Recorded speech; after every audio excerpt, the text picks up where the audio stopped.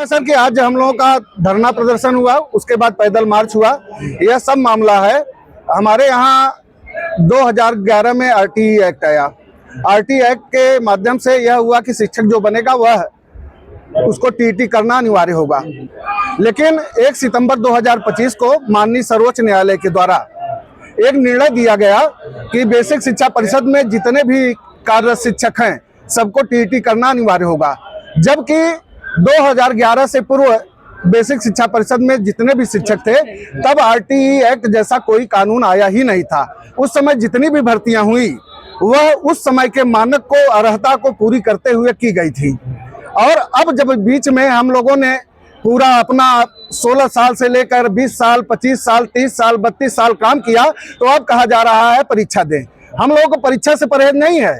परहेज तो यह है कि देश में अगर एक देश एक विधान, अगर परीक्षाएं बेसिक शिक्षा विभाग शिक्षकों के लिए है तो पूरे सभी समाज के, हमारे सभी विभाग जितने हैं सभी के लिए यह परीक्षाएं लागू करें। हम लोग परीक्षा से नहीं डरते और अगर नहीं कर सकते हैं तो जिस कानून का अस्तित्व 2011 से पूर्व नहीं था उस कानून को बैक डेट में लागू करके शिक्षकों के पेट पे लात मारने का कार्य न करें, उनकी रोजी रोटी सरकार न करे, नुकसान न करे और अध्यादेश ला करके।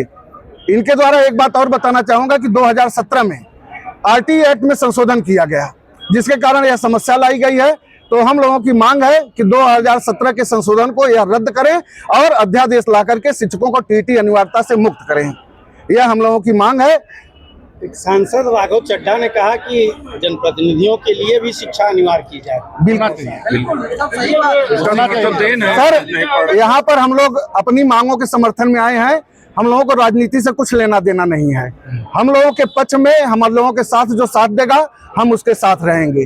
और इससे पूर्व हमारे प्रांतीय अध्यक्ष और टीएफआई के राष्ट्रीय अध्यक्ष बेसिक शिक्षा मंत्री धर्मेंद्र प्रधान जी से मुलाकात की थी। उन्होंने बाहर आश्वासन भी दिया था, लेकिन लोकसभा में माननीय लालजी वर्मा जी के प्रश्न के उत्तर में जब शिक्षा राज्य मंत्री जी के द्वारा यह जवाब दिया गया कि माननीय सर्वोच्च न्यायालय का निर्णय लागू है, उस पर मुहर लगाने का कार्य किया गया, तो यह बाहर कुछ बात करते हैं और अंदर कुछ बात करते हैं। इस बात से शिक्षकों में बड़ा ही आक्रोश है, बड़ा दुख भी है।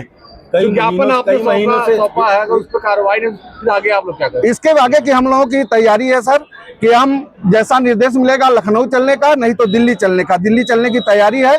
शिक्षक यहाँ से दिल्ली कूच करेगा और तब तक नहीं वहां से दिल्ली से हटेगा जब तक कि इस कानून पे कोई निर्णय नहीं हो जाता है। कई महीनों से आप लोग जो है संघर्ष कर रहे हैं जी। अभी इसके सरकार आपकी आवाज नहीं पहुंच रही है। इसके पहले जब हम संघर्ष कर रहे थे तो माननीय शिक्षा मंत्री के द्वारा, माननीय शिक्षा राज्य मंत्री के द्वारा हम लोगों को यह आश्वासन मिला था कि शीतकाल का जो चलेगा सत्र, उसमें हम आप लोगों की समस्याओं का निराकरण करेंगे। लेकिन उस सत्र में निराकरण यह हुआ कि उन्होंने सुप्रीम कोर्ट के निर्णय की बातें की, उसके आगे उन्होंने और बातें नहीं की। जबकि लालजी वर्मा जी के द्वारा 5 प्रश्न पूछे गए थे, उनके द्वारा केवल 1 प्रश्न का जवाब देकर 4 प्रश्नों को टरका दिया गया। जो शिक्षकों के हित की बातें थी उन प्रश्नों का जवाब नहीं दिया गया। तो क्या करेंगे आप लोग? अब हम लोग आंदोलन का मार्ग चुन लिए हैं। अब तो हम अपनी रोजी रोटी के लिए जितना भी कर सकते हैं वह करेंगे और जिला स्तर से लेकर प्रदेश स्तर से लेकर देश स्तर तक हम आंदोलन का, हमारा चरणबद्ध आंदोलन चलता रहेगा जब तक हम लोगों की रोजी रोटी बहाल नहीं की जाती, काला कानून वापस नहीं होता, तब तक हमारा आंदोलन जारी रहेगा। प्रदेश स्तर के आपके जो नेता हैं उनकी कितने दौर की बातचीत हो चुकी है अब तक बड़े नेताओं से या शिक्षक मंत्री से? उनकी अभी दो चक्र की वार्ता हुई थी, लेकिन लोकसभा में जब शिक्षा राज्य मंत्री जी का जवाब आया उसके बाद से हम पुनः आंदोलनरत हो गए। और उसके प्रथम चक्र में हम लोगों ने जिलों पे आंदोलन किया था और उसके बाद काली पट्टी बांध करके हम लोगों ने विरोध किया, ट्विटर अभियान चलाया। आज हमारा धरना प्रदर्शन था और पैदल मार्च था कि सरकार हमारी मांगों को संज्ञान ले।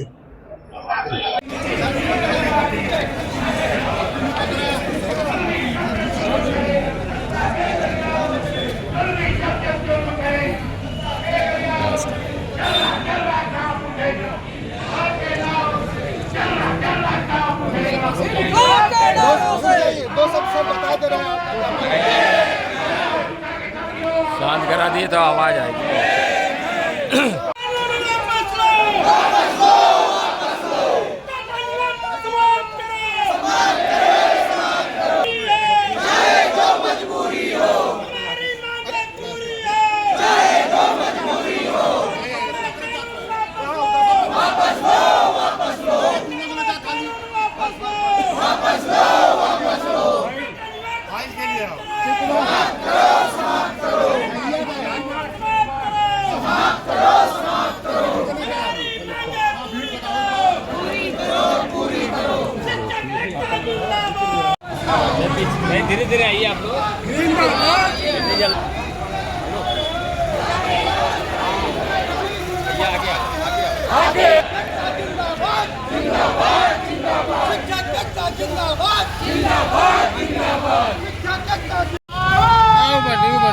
वापस लो वापस लो वापस काला कानून वापस लो वापस लो वापस टेट अनिवार्यता समाप्त